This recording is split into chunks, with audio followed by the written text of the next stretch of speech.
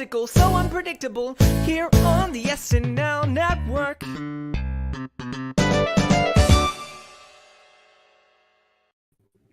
Yes, that's right. Hello, everybody, and welcome to another edition of our patron feedback shows here on the SNL Network for week number 14 with host Oscar Isaac and musical guest Charli Xcx. This is the show where we wrap up the week of Saturday Night Live and look towards the next week coming up with host Zoe Kravitz and musical guest Rosalia. So it'll be a lot of fun to do that by speaking to one of our great patrons, going over everything in SNL social media, and answering your feedback questions, which you can always get into the show by finding us at the SNL Network on Twitter or on Instagram and answering our question forms that we put out every Tuesday.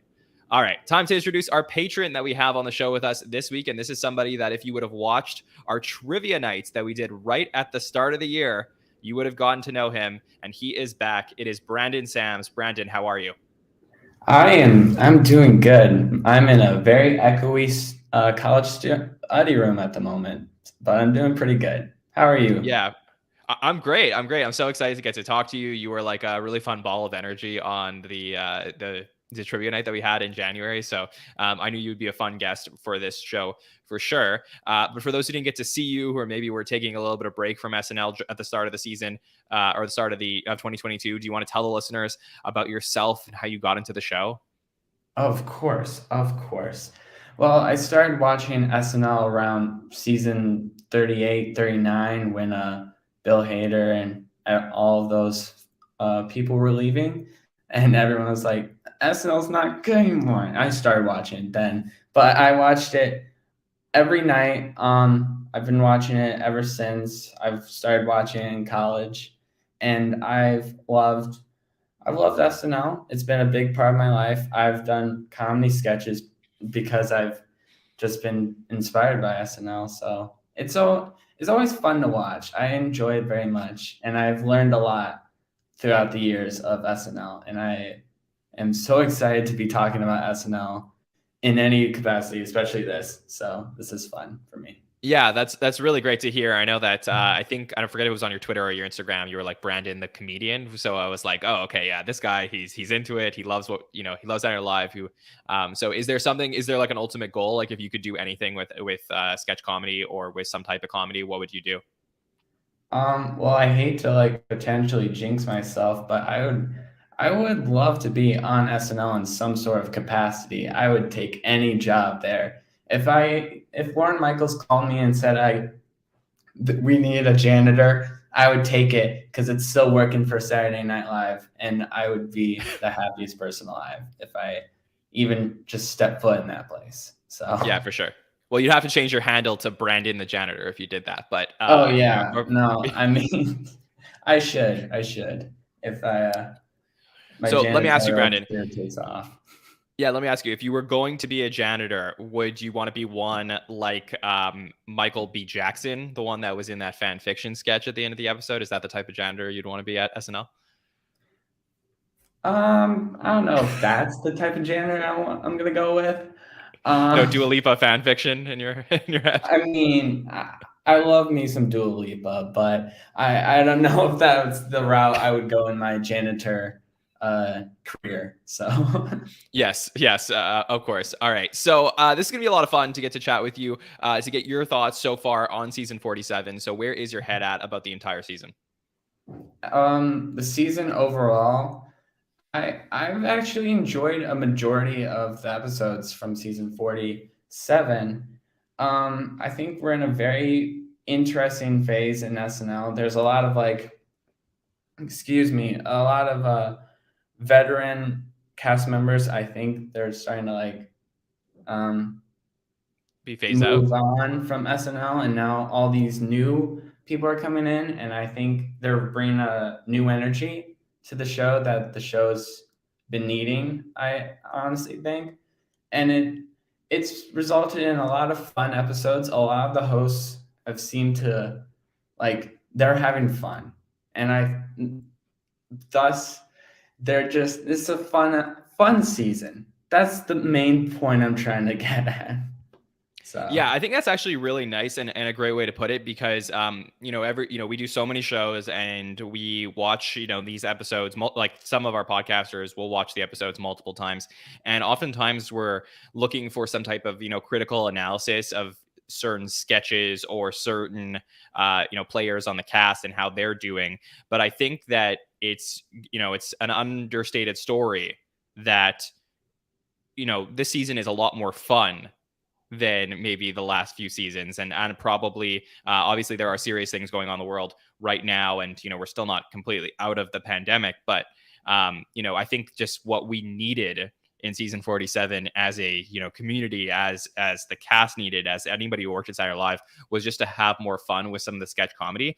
And I think there is a little bit of, lightness, throughout definitely the start of season 47. And something that we're really getting back to now in February and March is, just this good vibes all around. Like the Mulaney episode, I feel like kind of just brought that all back to what was really exciting at the start of the season. So how do you feel about that?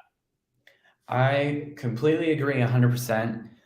Many of like the SNL seasons in the past with it, like specifically in like the Trump presidency, there were some episodes where I felt like they're not really having fun, I guess. And it was kind of hard to at times, but especially this season, I think they're really like they're having fun, and that's completely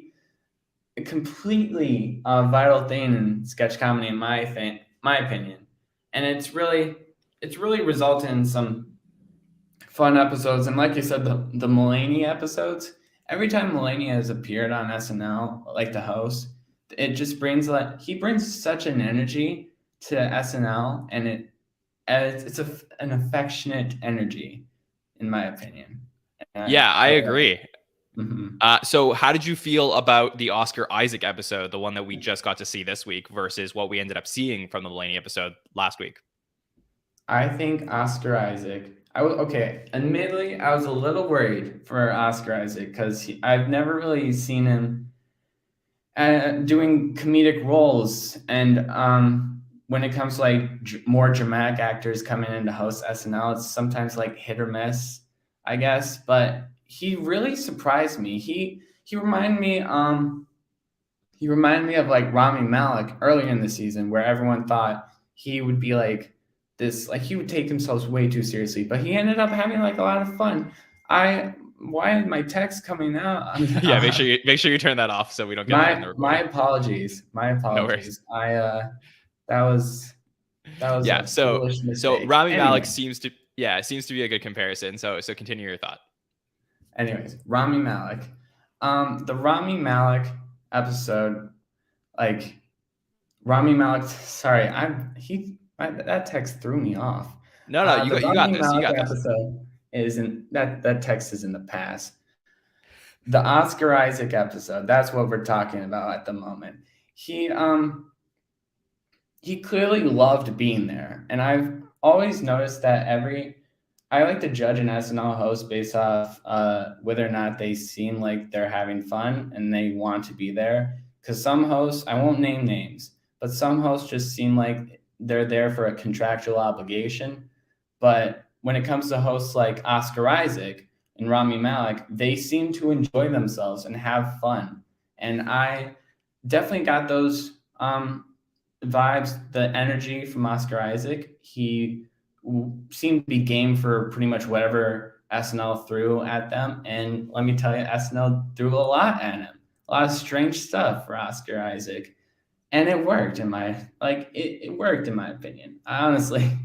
But yeah. Yeah, I had a friend, Brandon, who said to me like, he is a friend of mine who tries to listen to some of our podcasts, and he doesn't always get to all of them, but he tries to keep up with the show and the general thoughts on stuff. And he was like, "Hey, John, like, how are you gonna think about the Oscar Isaac show, like, many years down the road?" And I said to him, I was like, I kind of feel like the reason this works so well is because Oscar Isaac presents himself as this like really polished, really good looking professional actor who is somebody who, if you saw him walking down the street and like a car drove by and like a puddle splashed on him, would freak out because he wasn't all put together. But what actually happens is you get to know Oscar Isaac from seeing him on Saturday Night Live and know that that's not how he is at all, clearly, because he's willing to dress really crazy, act really crazy. He has all these voices that he can do. And it's like your perception of these famous people who you don't always get to know. Saturday Night Live allows you to see a little bit further, to like pull back the layers. And I think what I'm going to remember from this show is that Oscar Isaac was so game to the point where he could have been a cast member. Yeah. And I saw online, and I'm sure we're going to talk about this in a hot second, that even some cast members wish he was a cast member so they could work with him every week. And I mean, I agree. If Oscar Isaac wasn't already a big famous movie star, I would have loved to have him on the cast. And I'm sure Lorne Michaels would think the same, honestly. He was so game for anything, and I respect that. And it resulted in a very fun episode when my friends, Isabel, like that's her name. Shout out Isabel. She texted me saying it was her favorite episode of the season. And I honestly, I can see why. It's not my favorite episode, but it's like high up there. But okay. What was your favorite episode of the season? Personally, it was the Jason Sudeikis, Brandy Carlisle episode. I think,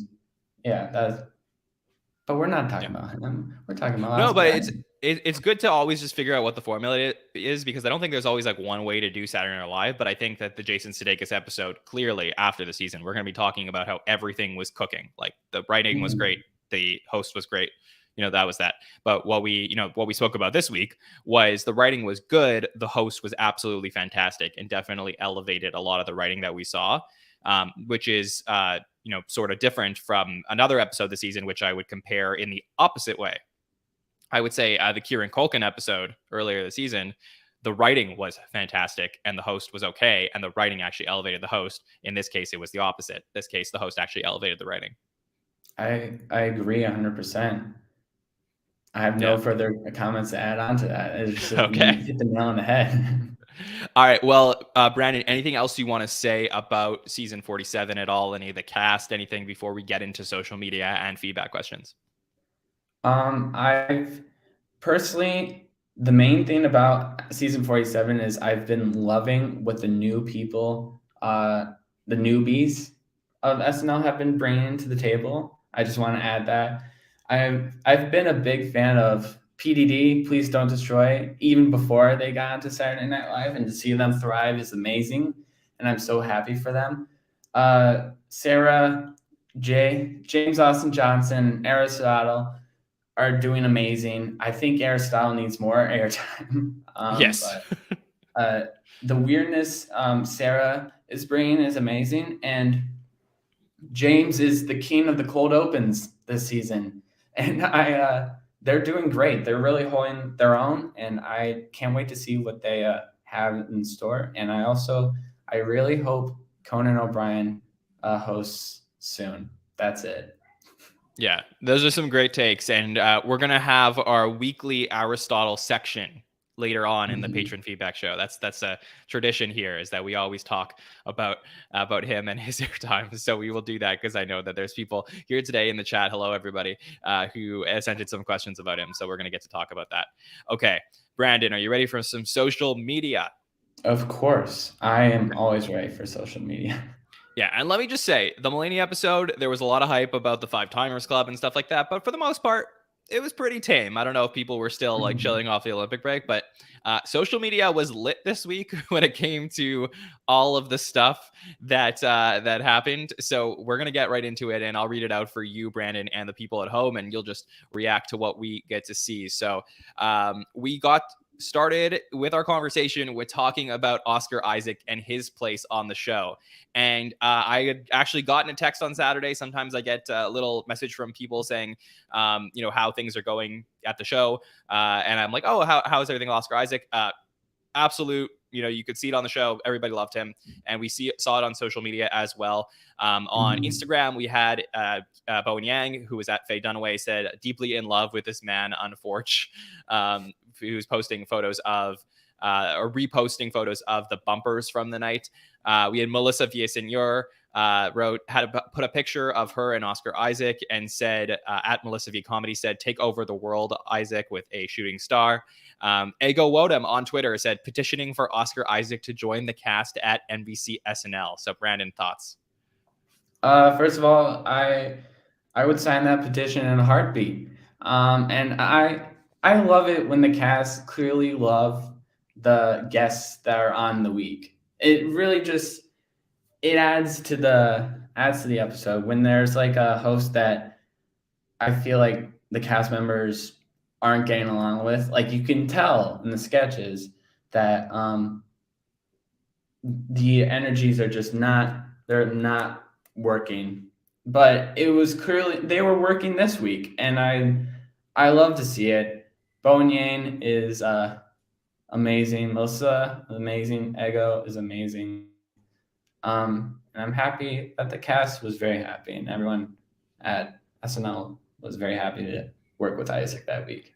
Yeah, for sure. And I don't know, I'd have to check with Nicole, who runs our social media, but I'm pretty sure that in terms of just Oscar Isaac related posts, there was a post that we reposted of people getting Oscar Isaac ready right before the monologue.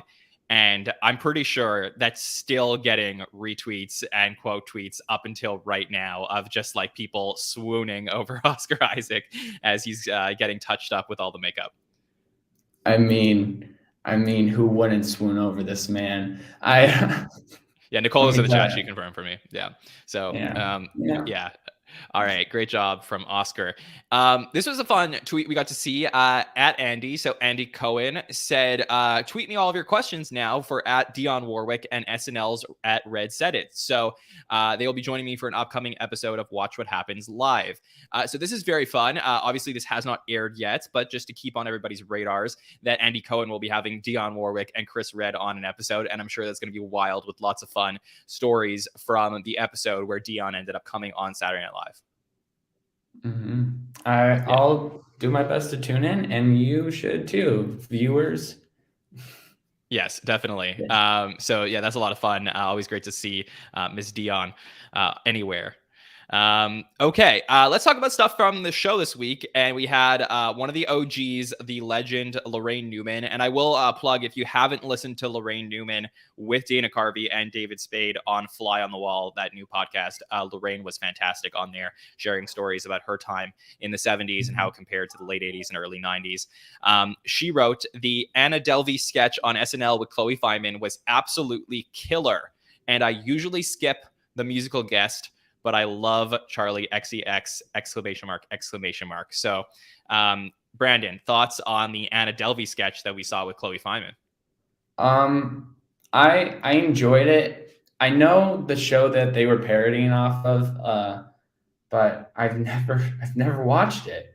And fortunately enough, I did not need much context from watching that show to enjoy the sketch. And I thought, the Chloe Fineman is an incredible talent. I have high praise for her. She really carried her own. And the point where I laughed the hardest in that sketch was Michael Che's very brief moment where Chloe Fineman said, "I host Update now," and he just left.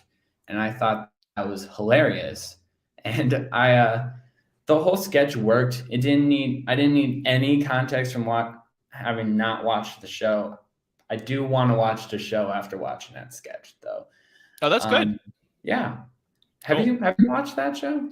I have not. This was like, I mean, I knew the show existed. It was kind of sort of on my radar. It wasn't really like my thing, but I think that it was, like, because I knew it existed, I was able to understand the world that they were trying to build on the sketch. And there was some fun, like, Easter eggs behind the scenes. I was spending some time this week getting a look at the pictures on the wall while Kate McKinnon and Chloe Fineman were talking during the sketch, to see all the cast members' photos there in order, trying to figure out, who was being placed next to who and why. Those little things, when you get to see the behind the scenes at SNL, are always my favorite stuff. I always enjoy the behind the scenes sketches that all just take place behind the scenes on SNL because of that same exact reason. I just love specifically like the pictures of like cast members from the past, sometimes like musical guests bumpers, and even the host bumpers when like the host monologue is just them walking through the studio. There's always one every season, I've noticed. I always enjoyed those, and I enjoyed the Chloe Fineman sketch too because of that. So yeah, and Aristotle was actually in this sketch. That was one that most people didn't point out on Saturday, but he was actually there in the background talking to James Austin Johnson. So, yeah, that does count. I didn't notice that one. I'm not gonna lie. I know a lot of people didn't notice. So some more praise for this sketch. I mean, this sketch like really got a lot of play online in terms of like industry professionals, including Shonda Rhimes, who is obviously behind the Inventing Anna show. So Chloe obviously posted on Instagram at Shonda Rhimes with the skull face dead. So excited that Shonda reposted the sketch. Shonda Rhimes on Twitter wrote, "This might be my favorite thing ever," crying face emoji. So obviously the creators of the show love that Chloe Fineman did this on SNL. I love it whenever SNL does a parody on something and the people that they're parodying on just absolutely co-sign on it. They adore it. I love it when that happens. I don't know why exactly. I can't really put it into words, but it just feels very validating, and I'm sure it feels incredibly validating for Chloe and the team at SNL that put together the Inventing Chloe sketch. And it would have sucked if Shonda Rhimes was it was all right, but I'm glad she enjoyed it, and I can't wait to watch Inventing Anna. So can I ask you, Brandon, what's your thoughts on Chloe Fineman as a cast member? Because you're like our resident young person, so I want to know, like, how do you feel about Chloe? I understood the resident young person Weekend Update reference for Pete Davidson, but Chloe Fineman, so I feel like sometimes she is utilized incorrectly, I guess. But overall, I think she is slowly but surely finding her place in the show. I think she's really talented, and I've enjoyed her work on the show as of like the past couple of years she's been on. So yeah, I've enjoyed Chloe Fineman on SNL. So yeah, I think this wasn't my favorite thing that Chloe's done, but I really like a lot of stuff that she does, probably more than most people. But yeah, I'm curious to see what will happen with her for the rest of the season. So a lot of behind the scenes stuff. There's a great behind the scenes photo of Andrew Dismukes eating a sandwich in front of Chloe Fineman. The actual real Anna Delvey posted I don't know if it's a photo from the sketch or the actual sketch on Instagram. Chloe Fineman put in her story, Julia Garner's story that said at Chloe is crazy is a masterpiece. We all know Julia Garner is the real masterpiece. So a really fun back and forth between Chloe Fineman and Julia Garner from the actual show. So just some really, really cool opportunities here for Chloe Fineman. All right. Charli Xcx, were you excited to see Charli back at the show? I was. I enjoy Charli Xcx's music. She comes on my Spotify quite frequently. My friend Isabel is a way bigger fan of Charli Xcx. As I've mentioned earlier, this is her favorite, and this is Charli Xcx is probably why, I'm assuming. But her performances, I enjoyed them.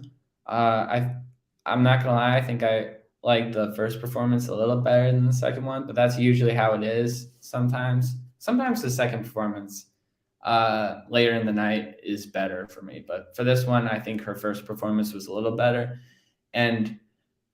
But overall, I think both of her performances were great, and I am glad that she was able to be on SNL after what happened in December when everyone just called in sick because of COVID. So I'm glad she got the opportunity. Yeah, me too. I was very excited for her, and I really enjoyed her music, and it was really cool.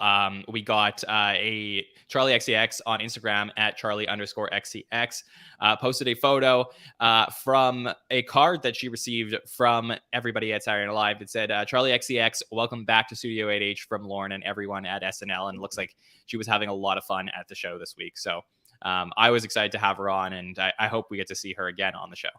Mm-hmm. I completely agree. She seemed to have fun. She was in the meatball sketch. What a weird sketch that was. But did you like that one? When I first watched it live, I was a little disgusted, but I thought it was just so strange and so unique that I found humor in the weirdness of that sketch. I can see why some people were just disgusted, though. I'll admit it. I can see why. I think we're gonna get more of that coming up. Okay, Brandon, did you hear that Kenan Thompson hit a major milestone this week? Oh, I did, and I am so proud of him. I grew up watching. Yeah, I grew up watching him on All That, Kenan and Kel.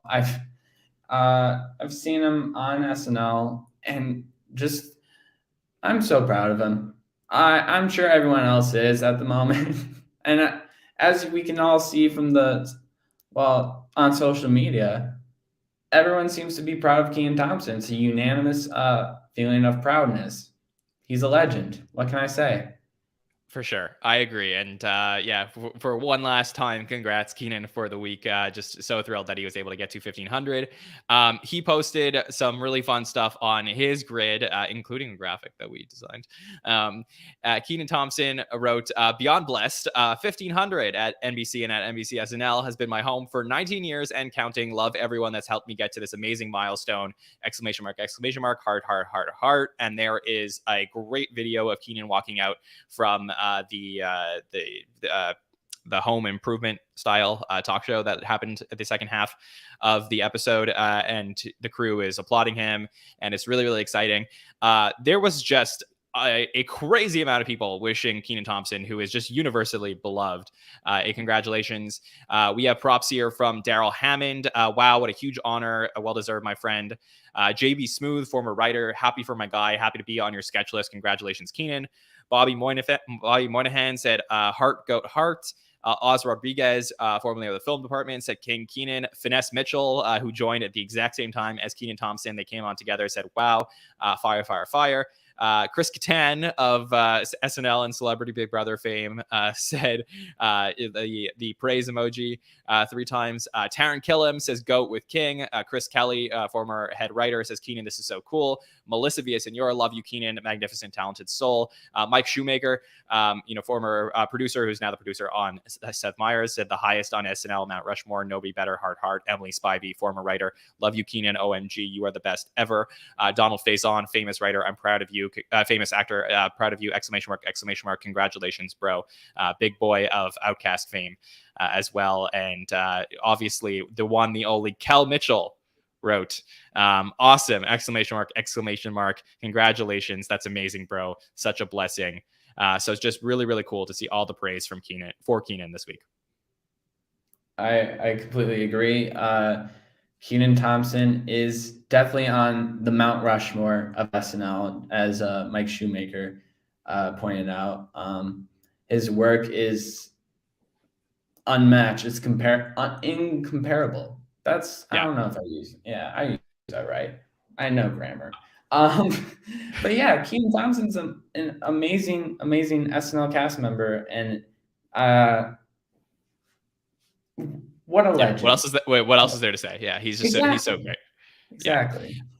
We also have this from Ben Marshall, who had posted a very funny photo on his Instagram. Congrats to Sarah Squirm on 1,500 sketches, as well as happy birthday. So it was Sarah's birthday this week. So happy birthday to Sarah. Happy birthday. Happy birthday, Sarah. Yeah, that was really great. I do have one more that I forgot to include earlier into our slideshow, but if you don't mind, Brandon, I'm going to bring it up because I thought this was fun to bring up on the patron feedback show. And that's this here, which is a photo of Oscar Isaac. And if you see on our YouTube video, you'll see that Oscar Isaac continued a tradition, which I didn't know was continuing in season 47, but this was something that happened in season 46, where we had a lot of hosts would write notes backstage for the next host. So we see, obviously, from last year, you see Daniel Kaluuya to Carrie Mulligan, Elon Musk is there, Anya Taylor-Joy, Regina King. So there was a lot of fun ones. And this year, we saw that Kieran Culkin got a note from Jason Sudeikis. Kieran, check your fly and then have fun. Then we get a note from Kieran Culkin to Jonathan Majors. Says, Jonathan, it's the best. Enjoy. Check your fly. We have a note from Jonathan Majors to Simu Liu saying, Sim, what do you say? Rumble, young men rumble. And then of course, John Mulaney continued the tradition. Good for John, who said, Oscar, it's like being shot out of a cannon. Love John Mulaney. So really, really cool that this is continuing. I love that tradition. I'm so glad. I don't remember who like started the tradition because me neither. I thought it was Daniel Levy from, I don't know if I'm pronouncing his last name. Levy, yeah, Dan Levy, yeah. Dan Levy, yes. Thank you. I thought it was him. I could be. I also heard it was happening like earlier on, and it's just Dan Levy was like the one who, like publicized it to the world, I guess. But I don't know. I'm whoever started it. I'm glad it happened because it is a cute little tradition, and I love seeing the little notes that past SNL hosts give to the new people. And I just looking at the list now, it's incredible, and I sincerely hope Oscar wrote a note to Zoe Kravitz. And I feel like he had to, like how much of a dick move would that be for Oscar Isaac to take the photo, post the photo, and then not write a note to Zoe Kravitz? So I'm sure it's there. A bit of a power move, but I think he has to at this point for taking a picture with the sticky notes. So and Ken in the chat, by the way, Brandon says that Ken says that Regina King tweeted Dan Levy's note, so you might be right about that. Okay, I figured. Anyway, it's fun to see this tradition still going, I guess. Yeah. It's great. I actually think what SNL should do is that when they get enough of these, they should make like an entire collage of like Post-it notes, like in a giant square or whatever, and put it somewhere on one of the floors. I think that would be really, really cool for people to see that as they do like an NBC tour or something like that. Oh yeah, or at least like get like some sort of copy machine for sticky notes. I don't know how exactly that would work, and just put it on the walls or make a t-shirt of them. That would be cool. Sell it as a book, maybe. I don't know. Yeah, that would be very cool. Okay, Brandon, you ready to get to some feedback questions? I am ready. I took a look at some of the questions, and I have a few answers, and I'm ready and able. Okay, perfect. So let's start at the top, and let's start with this question from our friend Nick Storr. So Nick says, by the way, just a heads up for everybody, this is our weekly Aristotle segment, so we're going to talk through some Aristotle stuff. So trigger warning on the Aristotle content. Okay. Nick Storr says, on the one hand, they don't seem to be able to write for Aristotle. On the other hand, I think he could have played just about any of the roles that Oscar Isaac played. So what does Aristotle have to do to get more screen time? Okay, Brandon, so we need a new voice for this. Give us your theory. How does Aristotle get more time on the show? I've thought about this question long and hard. I think there have been a lot of cast members who have been in Aristotle's shoes where it just doesn't seem like he's finding his voice on the show just yet. And I have one potential theory that could work to get Aristotle some more screen time. It's a risky move, but I think some sort of impression of a celebrity or a political figure, I think that's a surefire way to get Aristotle some more airtime. Do I know exactly who that impression would be? No, I did not think of that, but I think that would work. As far as his original characters, like his Weekend Update character, and I'm blanking on the name of the guy that goes like Angelo. Yeah. Angelo. Thank you. Yeah. Thank you. His characters have been great, and I'd love to see more of him. And I'm sure that's a agreed upon statement from a lot of SNL fans that we want to see more of Aristotle.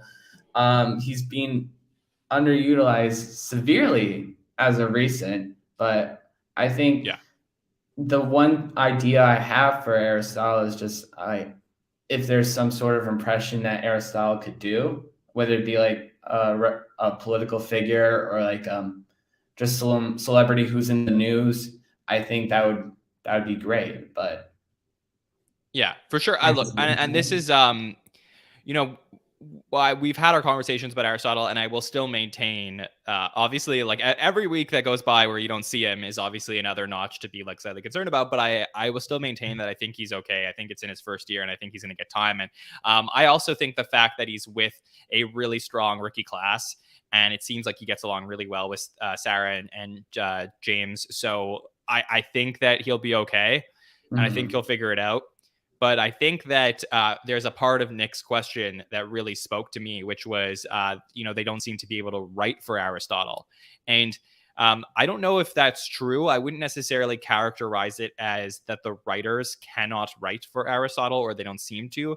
I just wonder what the relationship is between Aristotle and some of the writers. Because, like, what we can see is we know that Please Don't Destroy seems to be able to write for Sarah because they include her in some of their pre-tapes. So we know that there's a relationship there. And oftentimes what we look for, especially when it gets to the patron feedback show time of the week, is like, let's break down like who's working with who, where are the, I'd almost say like almost like the alliances that are happening around Saturday Night Live.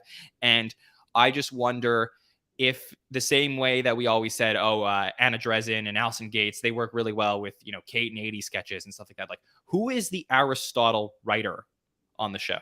And then, can they, like, is he developing those relationships? Because we now have, 13 new writers this season. So I think there is an opportunity here for him to get connected to some people who can write for him. I just don't know what's happening with those relationships behind the scenes. Me neither. I obviously I'm not following up on Aristotle's day-to-day routine, trying to get connections backstage at SNL, but I never really thought of it that way. Like, I get the whole alliances thing, and I don't know what's going on with Aristotle. The fact that there's no real like alliance, I guess. Like, well, it could be circumstance, right? Like it could be like just, hey, the guy just can't get that many roles because there's too many cast members. Like, it could just be the simplest answer. It might be the right answer. That also very well. I have thought about that too. Yeah. It's just that. Yeah. Sorry to interrupt. No, you're good. You're good. Yeah, I want to hear your thoughts. I talk many hours and hours every week about this. I thought about that too while thinking about the answer to that question. Is because like there is a very big cast and a lot of the more veteran like cast members like Keenan, Kate, Cecily, 80, even Pete Davidson. I think they like dominate a lot of airtime when they're on the show. So I would imagine it's kind of hard for like newer cast members and like newer writers that like get their foot in the door. And I'm sure I'm sure you get his foot in the door eventually. How would that happen? I am not sure, but I hope it's soon because he's a very talented man. So. Me too. And I think that eventually, like, I think one day down the road, we definitely should do a podcast on something like this where it comes to writers and their cast member relationships. But like, you go back to the beginning of the show and its history and the 70s and stuff, and you could compare, you know, like who the original cast all worked with in terms of writers. And then even in the cast that you said you started watching the show at the end, you know, Ken in the chat talks about Bill Hader and John Mulaney's relationship. I know about, you know, Will Forte and John Solomon's relationship. There's, you know, many cast members where you can look at the most successful ones and then who they worked with on the show the best. So I think that's the thing to watch as far as our evaluation going into season 2, season 3 for people like JAJ, for Sarah, for Chloe, for Ego, for all those people. If you're a cast member, and this probably doesn't apply as much for somebody like Ego and Andrew, who does write for themselves, but if you don't write for yourself, I think those alliances between the writers and the cast members are extremely important. Oh, for sure. I completely agree. And it's fun to see when those alliances work out so well. As you mentioned, whenever John Mulaney and Bill Hader seem to team up with each other, I personally enjoy it so much. And I've enjoyed, like I said, a big fan of PDD, and seeing them work with Sarah is a delight. Getting Sarah to work with the boys, it's been fun, and I've enjoyed seeing those kind of like writer performer alliances on SNL. They're kind of like in the shadows a little bit for me, but like when noticeable, it is quite a fun feat to pull off. Yeah, for sure. And then I think that like even Nicole in the chat brought up Emily Spivey and Maya Rudolph. Like that's a great example as well. Spivey worked a lot with Amy Poehler and Maya Rudolph. I think that what happened this week in terms of Sarah is like Sarah made the meatball sketch, and we found out that she made that meatball sketch with Dan Bula. So does Dan Bula become a writer that ends up working a lot with Sarah? I mean, those are things that I think we should watch for as we head towards the end of the season. But we have a lot of questions to get to, so let's keep going. Ava also asked, when do we think we will get more Aristotle content? Ava, how about this week? Let's say this week. I'll be crossing my fingers until then. Yeah, for sure. Roller Coaster Rider also says Adam McKay, Will Ferrell, of course. Yeah. At the time. Okay. Our friend Ken says, it's been a few years since I remember a debut host who was so important to an episode as Oscar Isaac was. The episode would not have worked without him. Do you think giving a new host so much of an impact is a good idea or a bad idea? And does this decision overshadow Zoe Kravitz if she isn't as heavily involved in her episode? So, Brandon, what do you think about this question? Oh, that's a really good question. That's I don't know. I need a second on that one because I can start if you want. Yeah. You gather your thoughts. Yeah, no, you're good. Gather your thoughts and we'll talk this through. So let's take this in parts, right? So let's talk about the first part of the question is, do we think that giving a host so much of an impact is a good or a bad idea? Okay. I think it's a good idea. I always think that I err on the side of good, right? Because if the host is given the spotlight and fails, that's not a bad thing, right? We can say, okay, they're not really meant to be doing this, but it's Saturday Night Live and they're not a cast member, and we could treat them like they're not going to be, coming back again. But I think that I would always err on the side of like, hey, if you're going to put somebody as the lead credit, let's give them the spotlight and see what happens, because sometimes we might hit gold. Now think about it, I completely agree, because I've seen a few episodes where they had a good host, but the host is barely in the sketches. It's kind of strange whenever that happens, and I've now thinking about it, I don't think it would like overshadow Zoe Kravitz if Zoe Kravitz isn't like as heavily utilized in her episode as Oscar Isaac was. I don't think that'd be the case. I think it's just it worked with Oscar Isaac. I think heavily utilizing the host and is a good thing. I agree with you. Yes. Yeah, I think there are cases you can go back to where that you look back at the episode and you say, okay, that host wasn't so heavily involved, and there could be one or two reasons for it, right? One is the logistics of the episode. Perhaps there was a lot of stuff happening where they ended up having very long sketches, and then they had to remove opportunities for them. I think of like an Issa Rae episode from the beginning of last season. She wasn't in that many sketches from what I remember. So I think that there's always different opportunities, but I genuinely think that you have to look at it. You have to look at every single week of Saturday Night Live as its own individual cycle. Zoe Kravitz comes in on the Monday, they pitch her stuff, and then they go through the whole process with her over again. But I think as evaluators, we have to look at everything on a case by case basis. But I do think that the momentum from the previous weeks in terms of the vibes around the show always end up benefiting and carrying over to a future week. So I think that the I don't know what the right term is, the good stench of what Oscar Isaac did this week can carry over into this week. I certainly hope you are right, and as proven to be the case for a lot of scenarios in the past SNL seasons, where like the last week's host kind of carried the same good energy to the next episode. It has happened time and time again, and I hope that continues for Zoe Kravitz this week. Yeah, I agree.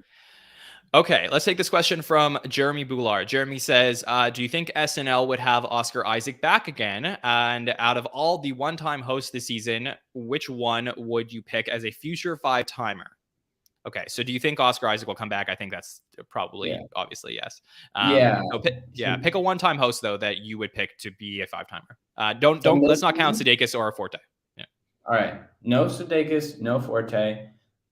Future five-timer. I would have to say probably Oscar Isaac. Not gonna lie, it seems mild. It seems like a scapegoat, but thinking about like past first timers, I would say either Rami Malek or Oscar Isaac. They've really made such an impression on the show, and I think they could very well be utilized in future episodes, and based off the likelihood of them being in more movies to promote and more TV shows, they're kind of in like a beginning phase of a career, I guess, is what I'm trying to get at. And I could see them very well joining the Five Timers Club, and I'd be happy to have them join.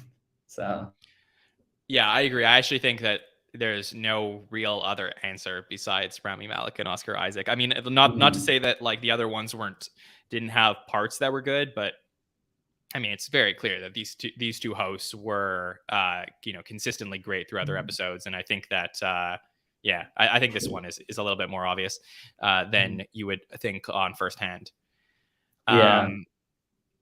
Okay, let's take this one from Blood Meridian. Blood Meridian says, if you could give a prize to a veteran, a middle player, and a newbie in terms of how they're being used in terms of their screen time and consistency, memorable sketch appearances, and important showcases, who would you choose? Okay, so Blood Meridian is looking for 3 answers here. Give us a veteran that you're going to reward. You give us somebody in the middle and a newbie. Okay, I did come up with an answer for this one. A veteran, I think, would be Kenan Thompson. I think overall they know how to use Kenan Thompson in SNL sketches. That's obvious. And I think every time he's on, he delivers. He's great in a lot of things. For like a middle ground, I'd say Chris Redd this season has been really used in an incredible way. I think he's been doing great. The Eric Adams sketch from the Ariana DeBose episode in particular, I think he really had a standout moment in that episode. And it's really cool to see him kind of like coming to his own, to see his progress in the show. I'd consider Chris Redd like a middle ground. And as for like a newbie who like I'm I think they're using them correctly is Sarah Sherman. I was thinking James Austin Johnson, but I've only really seen him mainly in like cold opens, playing a political impression, or like in the Chloe Fineman sketch playing himself. But when it came to like Sarah, I was like a little skeptical on how SNL would use such a strange form of like comedy like Sarah's, and it's been working. Like her Weekend Update appearances have been stellar. She's been doing great with PDD, and even the meatball sketch from the Oscar Isaac episode. It's so strange. It worked, and I think those three would be my pick: Keenan, Chris, and Sarah. Yeah, I love your choices, honestly. I would probably say the same, but for the purposes of just throwing out some alternative choices, I think that Cecily Strong. You have to say that when she's been in the building, she's been consistently great. She's had a wonderful season. So just really, just every single time she's there, that she's going to be in a bunch of stuff. So I've been really enjoying a lot of stuff we've been getting from Cecily this season. So I'd say probably her. I mean, for the middle players, I think Chris is an excellent choice, just dominating the pre-tapes. And really, the Eric Adams thing was one of the best things we've seen on the show all season. So I agree with you. I think Heidi Gardner has to be considered. Heidi Gardner has been consistently in a ton of sketches this season. She's been doing great work. She is the cast's utility player this season. So I think that I would probably give my vote to Heidi, even though that this particular episode was probably her weakest of the season in terms of screen time and getting involved in it. And then as far as new players are concerned, I still think the impact that James Austin Johnson has had is something you can't understate. So I think that going with JAJ or going with Sarah, it's great picks either way. Completely agree on all of those alternatives. Yes, I have thought about those, but Keenan, Chris, and Sarah is what I'm going to go with. Yeah. Okay, let's talk about this question from Curly Joe, our friend. Says, do you think we are nearing the end of the current era with the veteran cast? If not, how do you think the public will react to that? All right, so let's get your thoughts. Are we nearing the end? I think we are approaching the end on a good majority of the veteran cast. I would not be surprised if I see like Kate McKinnon or Cecily Strong leaves the show after this season, and I even Pete Davidson. I don't think he's gonna be back next season, especially with like all the stuff regarding him and behind the scenes stuff. I think with those people, I would not be surprised. I certainly hope they're on the show. They're great, but like we're gonna need to get new talent in eventually. So I would not be surprised if they left. But if they don't, I think the public, like they're gonna be like, yay, I guess, because they're great. They're great. Don't get me wrong, but there's too much of a good thing going on sometimes, and when there's like too much of a good thing, it can really just like become, I don't want to say stale, but like no, that's a right word, I think.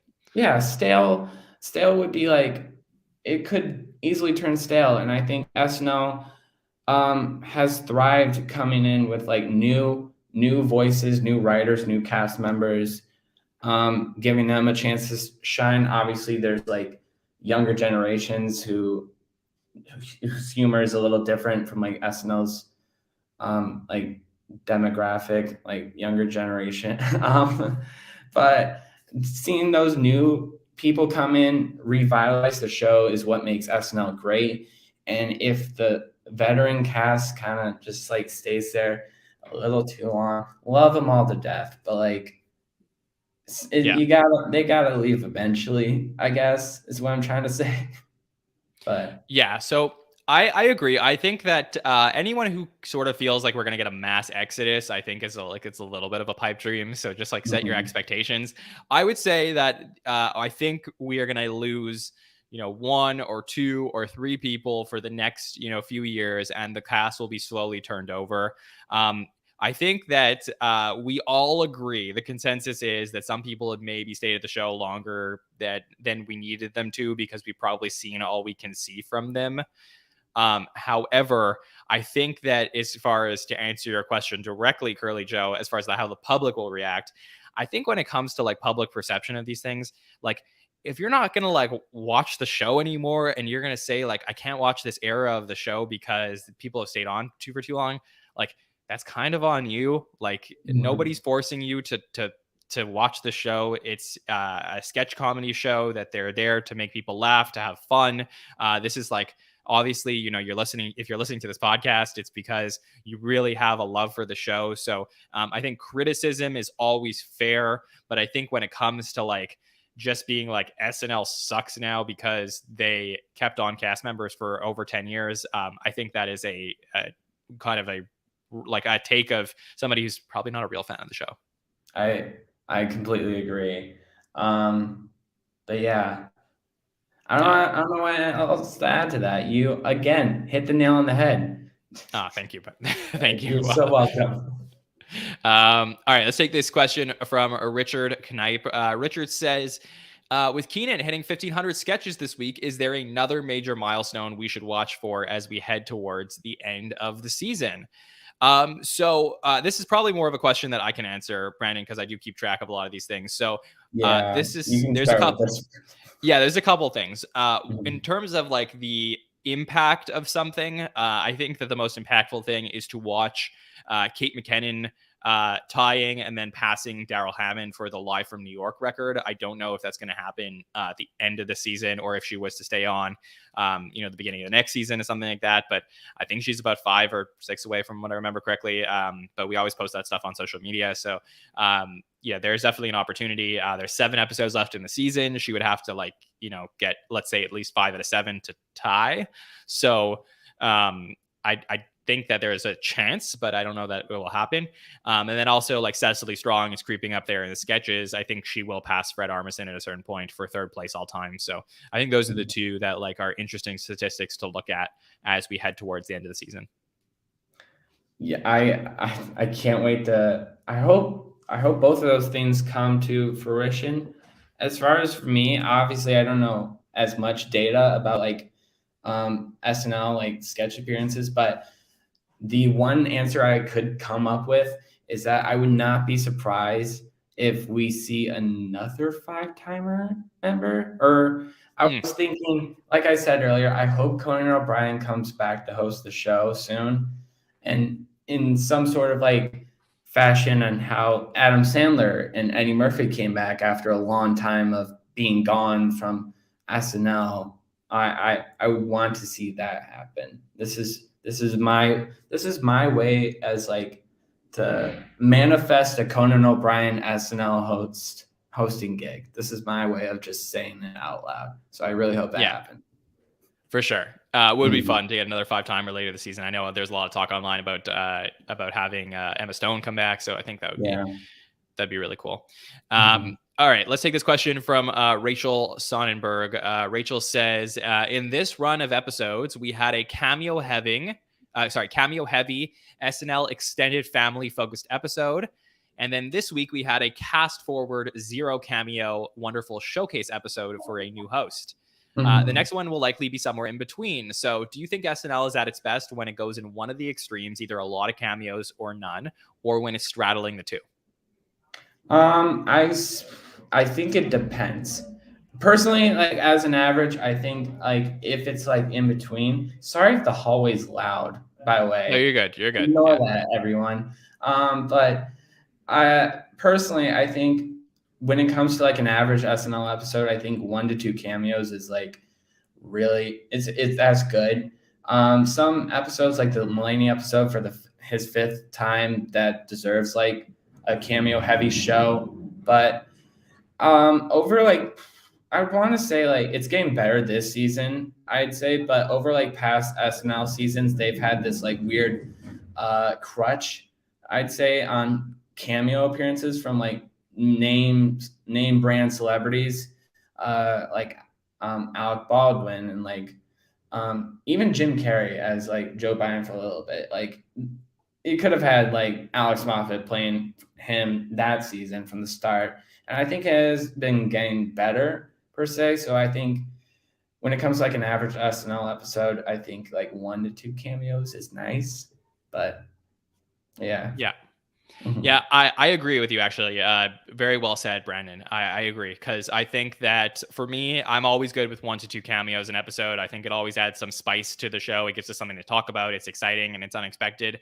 I don't need cameos in terms of like playing important roles or specific impressions in the way that happened a lot during the last few years. But I think like when it comes to an Oscar Isaac, if some random actor or actress showed up and wanted to come into one of the sketches, I always think that's an exciting thing. So for me, I think cameos, a lot of people have very strong opinions about this. I think cameos were built into the fabric of the show itself once the show started like becoming exciting, and then all these major stars would come on, and then people would want to bring their friends. And I think this is something that's happened for a very long time. So I know some people are sick of it, but I love it when you get 1 or 2 surprises an episode. I agree.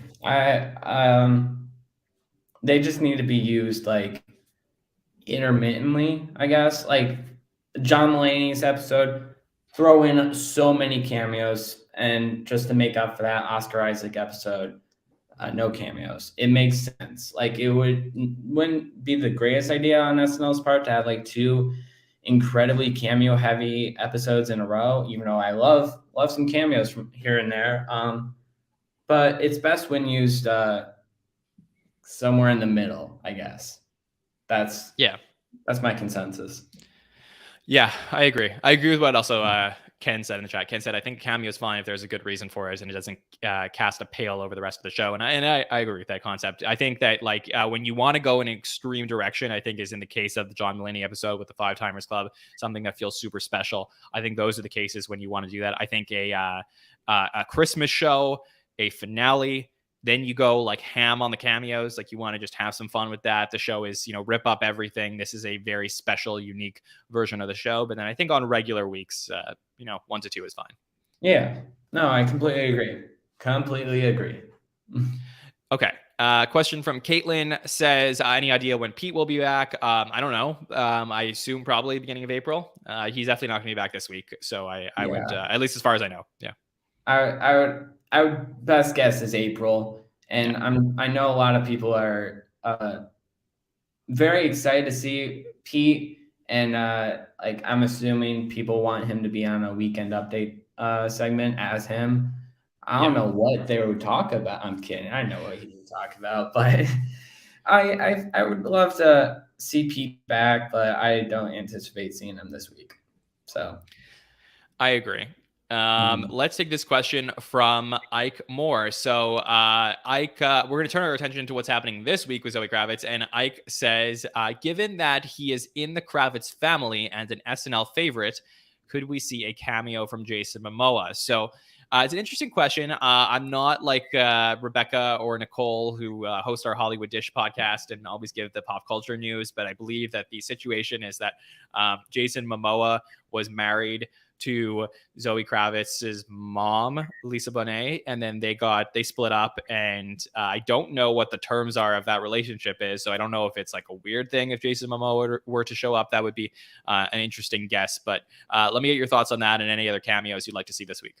I have some sort of knowledge of the pop culture world, specifically with the Jason Momoa split thing. I think I could easily be wrong here, but I think that they're going to try to make their relationship work. So I don't think. Okay. Yeah, I could be wrong, but I don't think it'd be that terribly weird. But I don't think it's not out of the realm of possibility that Jason Momoa would cameo. He loves the show. They love Jason. And also Jason Momoa being Aquaman and Zoe Kravitz being Catwoman, it would work. And as far as like other cameos that could potentially happen, probably like a co-star from the Batman. I don't know who in mind I would pick there. Maybe Robert Pattinson is Yeah, exactly. that's why the name, but yeah, maybe Robert Pattinson, but I think Jason Momoa would be a little more likely. I think. Yeah. Mhm. Yeah, I would agree. And you know what? Like, maybe we won't get cameos this week. Who knows?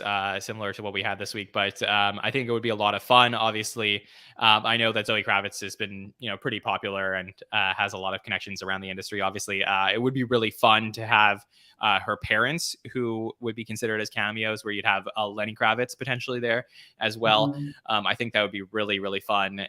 Maybe we will have Lenny Kravitz and Lisa Bonet do like an introduction for one of the musical guests performance, which would be cool as well. So, Mhm. yeah, so I could be exciting. I just thought of another potential cameo. I Sure. uh I think maybe Michelle Pfeiffer or Halle Berry, the past Catwoman, could also appear. That's my Oh, guess. haven't heard that one this week. That's a Maybe. good one. Yeah, thank you. I just thought of it. I was Yeah. like, I had to share this one. Yeah, that's great. Okay, so last question here from Grace. I think I'll just take this one. This one is says, how do you find out the writing credits for each sketch? And you can head to our social media. We try and post those every single week. The writing credits. Usually, the pre-tape writing credits are much more difficult to get. They are generally released by the cast members and the writers themselves. If you follow them on Instagram, you check out their stories, you'll probably get some answers to who wrote what sketch, and that's sort of how we try and piece this giant SNL puzzle together to figure out who is writing what. So it's always fun to get to do that, and of course, we always appreciate anybody has information about who wrote what sketch. We'll post those, and there is a great friend in the community. I don't know how to pronounce his Twitter name as well. His name is Sean. He has a Twitter account called Me Misstential, I think it is, and he always posts a great graph and chart about the writers each week. So if you're able to find that on Twitter as well, he's a great guy and always puts that stuff together. And I find out through the SNL Network. Yes. So. Yeah, for sure. We get to talk about that in our Patreon group as well as on social media. So, Brandon, you did such a great job on the Patreon feedback show. Thank you so much. I've been looking forward to this ever since I got an email asking me to be a part of this. I had to jump. I know I said this before we started. I had to jump to do this. This has been fun. Thank you so much for having me. I appreciate it.